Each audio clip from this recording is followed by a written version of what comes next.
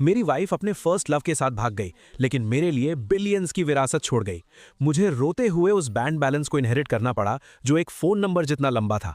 और फिर मैंने पूरे 70 सालों तक एक शानदार लाइफ जी। कोई 9 to 5 जॉब नहीं, कोई बॉस का चाटा खाना नहीं। मेरी रोज़ की सबसे बड़ी टेंशन यही थी कि ये पैसे खर्च करने पर और ज़्यादा कैसे बढ़ते जा रहे हैं। जब मैं 100 साल की उम्र में शांति से मरा, तब भी मैं यही सोच रहा था कि बिना कुछ किए अमीर पत्नी के पैसों पर जीना कितना मज़ेदार था। लेकिन किसे पता था कि अगले ही पल मैं 70 साल पीछे रीबर्थ ले लूंगा।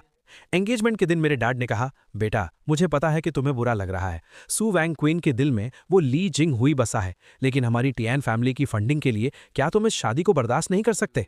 एक अमीर औरत जिसे प्यार में कोई इंटरेस्ट नहीं, वो मुझे अमीर और आज़ाद बना रही है। इस बारे में एक सेकंड भी सोचना पैसों की बेइज्जती होगी। डैड हैरान थे, तुम इतनी जल्दी मान गए? पिछले वीक तो तुम कह रहे थे कि तुम सन्यासी बन जाओगे, लेकिन उस एक्सप्रेशनलेस लड़की से शादी नहीं करोगे।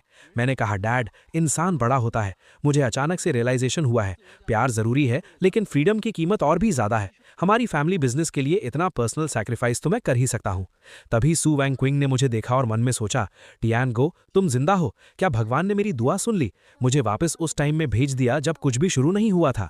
पिछली लाइफ में मैंने उस फेक फर्स्ट लव के लिए तुम्हारी पूरी जिंदगी बर्बाद कर दी। इस लाइफ में मैं तुम्हारी तरफ कदम बढ़ाऊंगी।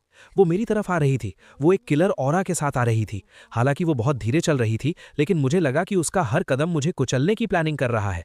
उसने अपना हाथ बढ़ाया। क्या वो मुझे थप्पड़ मारने वाली है या सीधा गला दबाने वाली है? बॉस सू, चेहरे पर मत मारना, मुझे इसी चेहरे के दम पर फ्री की रोटियां तोड़नी है। लेकिन उसने मुस्कुराते हुए कहा, हबी इस बार तुम भाग नहीं पाओगे। ये स्माइल मुझे ऐसी क्यों लग रही है जैसे वो मुझे कच्चा चबा जाएगी।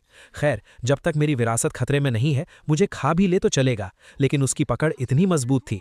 बॉस सू, आराम से बात करते हैं। हालांकि मैंने खुद को आपकी फैमिली को बेच दिया है, लेकिन मैं अपना टैलेंट बेचता हूं, बॉडी नहीं। हाँ, अगर पैसे बढ़ा दो तो बात अलग है।